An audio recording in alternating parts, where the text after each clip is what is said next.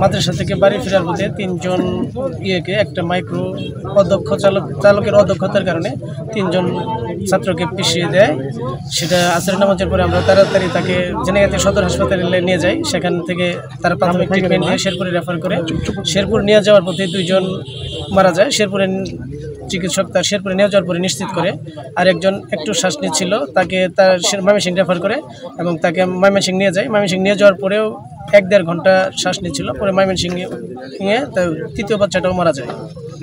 সেই বাচ্চাগুলো মরার কারণে এমন মর্মান্তিক বিভৎস ঘটনা আসলে কারণে এলাকায় একটা শোকের ছায়া নেমে এসেছে।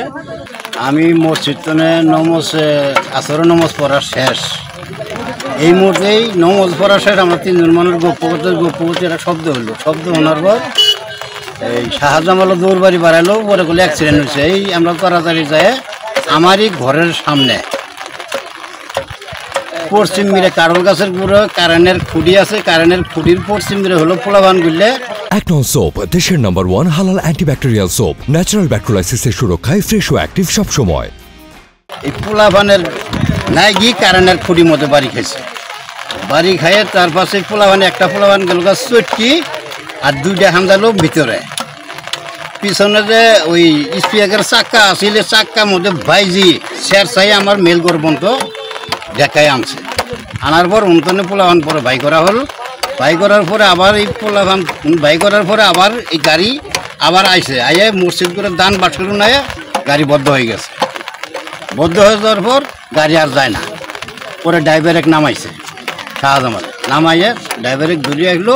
পোলাবান করলে পরে আমরা তুলি তাড়াতাড়ি করি ওই অটো গাড়ি তুলি দিলাম। পোলাবান একটা ইনুই শেষ, যেটা শেরসাই আছে যে দুইটা, একটা পোলাবান ইনুই শেষ, কোনো নেই শেষ। তারপরেও হাসপাতালে পাঠাই দেওয়ার পর ওই আর একটা পোলার জীবন আছে, ওটা আমার ওই দেশের মধ্যে সুতানি আছে।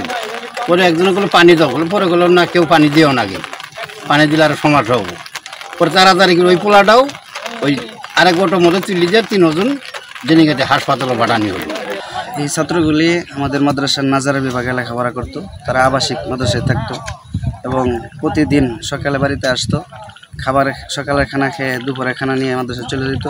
আবার বিকালে আসরের উপরে এসে মাগরিবের আগেই সন্ধ্যার আগে আবার রাতের খাবার নিয়ে চলে যেত। ছাত্রগুলো ভালো ছিল, মেধাবী ছিল এবং যথেষ্ট নম্র ভদ্র ছিল। দোয়া করি আল্লাহ তাআলা যেন তাদেরকে জান্নাতের পাখি হিসেবে কবুল করেন। সকলে দোয়া করবেন।